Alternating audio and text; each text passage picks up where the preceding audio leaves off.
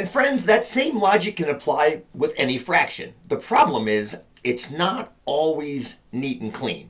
Sometimes it is. For example, let's look at 3/4. Like we did before, we can visualize 3/4 with a pie chart. 3 yellow slices and 4 total slices. So this is 3 per 4.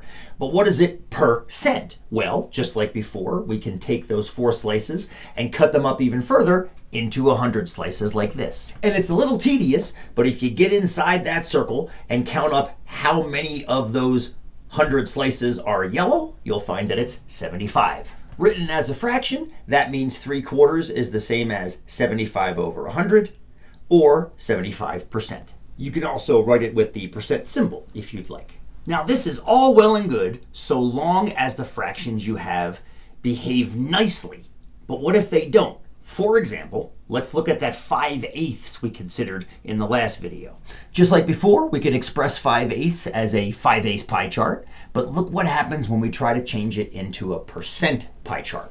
It might be a little hard to see, but you might notice down here, this slice is not completely colored in yellow. It's only half colored in. And if you were to count up how many slices were actually yellow, it would be 62.5, which makes this 62.5%. In case you're wondering how I got that number, hang on for just a second while I look at that last weird fraction from the first video, 11/17. Once again, no problem to make an 11/17 pie chart. You can break a circle up in as many pieces as you want. The trick comes when you try to make 11/17 into an equivalent percentage.